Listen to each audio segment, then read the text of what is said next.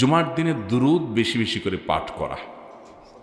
আবু দাউদ এবং সুনানে বাইহাকির বর্ণনা আসছে, নবী করিম সাল্লাল্লাহু আলাইহি সাল্লাম বলেছেন, ইন্না মিন আফদালি আইয়ামিকুম ইয়াউমুল জুমআহ, নিশ্চয়ই তোমাদের সপ্তাহের সব দিনের মধ্যে সবচেয়ে শ্রেষ্ঠ দিন হলো জুমার দিন। ফিহি খুলিকা আদম ওয়া ফিহি কুবির, এই দিনে আদম আলাইহিস সালামকে আল্লাহ সৃষ্টি করেছেন, আর এই দিনেই তাকে দুনিয়া থেকে নিয়েছেন।